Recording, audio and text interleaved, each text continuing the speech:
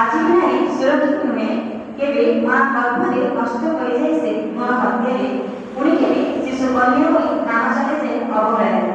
ନିଷ୍ପାପ ହୃଦୟର 3 ବର୍ଷର ଶିଶୁ ହଜିଯାଏ ରାକ୍ଷସଙ୍କ ସହରରେ। ମା କାନ୍ଦୁଥାଏ ଛାତିକୁ ବାଢି, କିନ୍ତୁ ସତ ନୁହେଁ ମିଛ ଅନ୍ୟାୟର ଅଦାଲତରେ। ଆଜି ନାରୀ ସୁରକ୍ଷିତ ନୁହେଁ।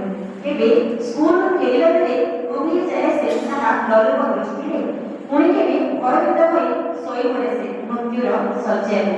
ନିରୀହ ଝିଅଟିଏ ବିନା ଦୋଷରେ ଝୁଲି ପଡ଼େ ଅପମାନର ଫାଶୀରେ। ବାପା ମା ଏଠି ପ୍ରଶ୍ନ ପଚାରନ୍ତି, କିନ୍ତୁ ଉତ୍ତର ମିଳିବ କି ଝିଅର ଶବ ପାଖରେ? ଆଜି ବି ନାରୀ ସୁରକ୍ଷିତ ନୁହେଁ।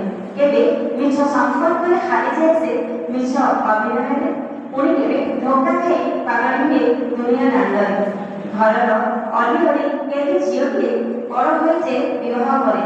ସ୍ୱପ୍ନ ସବୁ ତାର ପାଣିରେ ମିଶେ, କିନ୍ତୁ ଜିଅନ୍ତାରେ ପ୍ରତିଦିନ ମରେ ଯୌତୁକ ନିର୍ଯାତନାରେ। ଆଜି ବି ନାରୀ ସୁରକ୍ଷିତ ନୁହେଁ। କେବେ ଉଚ୍ଚ ଶିକ୍ଷିତ ଡାକ୍ତରୀ ପଢ଼ି ସ୍ୱପ୍ନ ଭାଙ୍ଗିଯାଏ ବଳାତ୍କାରରେ, ପୁଣି କେବେ ସରକାରୀ ଚାକିରି କରି ଜୀବନ ଚାଲିଯାଏ ପୋଲିସ ସ୍ୱାମୀ ପାଖରେ। ସ୍ୱାଧୀନ ଭାରତର ସନ୍ତାନ ଆମେ ପୁଣ୍ୟଭୂମି ଭାରତ ବର୍ଷରେ। ଝିଅ ଜନ୍ମ ଆଜି ପରାଧୀନ ହେଲା, କିନ୍ତୁ ଅନ୍ୟାୟ ଜିତୁଛି ସ୍ୱାଧୀନ ଭାବରେ। ଅନ୍ୟାୟ ଜିତୁଛି ସ୍ୱାଧୀନ ଭାବରେ। ଧନ୍ୟବାଦ।